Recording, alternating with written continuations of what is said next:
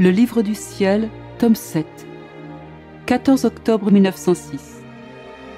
La vanité du prêtre empoisonne la grâce qu'il administre. L'âme qui, pour des peccadilles, s'abstient de recevoir la Sainte Communion, participera à la douleur de Jésus quand il n'est pas reçu par les âmes. Ceci est une douleur comparable au feu du purgatoire. Je me suis trouvée hors de mon corps avec Jésus bébé. Il se tourna vers un prêtre et lui dit : La vanité empoisonne la grâce chez toi et chez les autres, vu que les autres sont nourris par ton entremise. L'âme perçoit facilement que tes paroles et tes actes sont faits pour satisfaire ton besoin d'être estimé.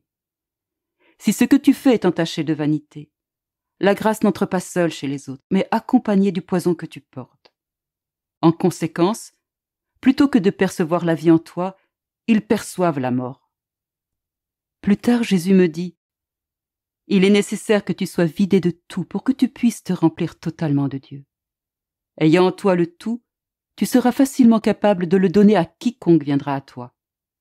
Ensuite, j'ai vu une âme du purgatoire qui nous fuyait. Sa honte était si intense qu'elle restait comme écrasée par l'humiliation.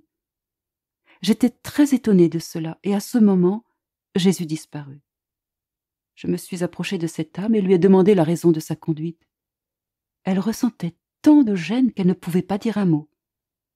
À la suite de mon insistance, elle m'a dit : C'est la justice de Dieu qui a scellé sur mon front la confusion et la peur en sa présence, de sorte que je suis obligée de le fuir. J'agis ainsi contre mon propre désir, car, alors que je me consume à le vouloir, cette souffrance d'avoir à le fuir m'écrase. Oh Dieu, te voir et te fuir en même temps est une douleur extrême. Mais j'ai mérité cette souffrance plus que les autres âmes. C'est que, ayant vécu une vie dévote, je me suis souvent abstenue de communier pour des peccadilles, pour avoir été tentée, pour avoir été craintive ou pour diverses autres raisons sans importance.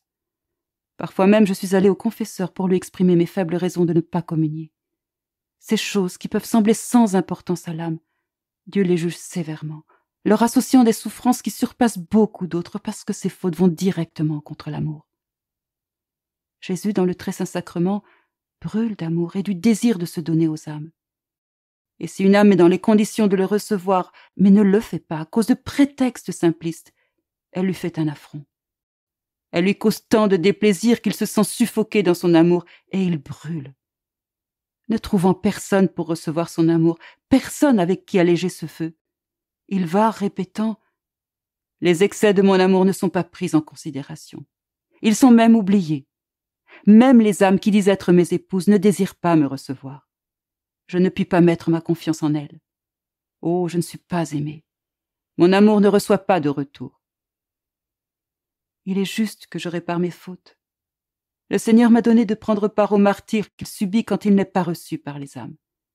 C'est un feu comparable à celui du purgatoire.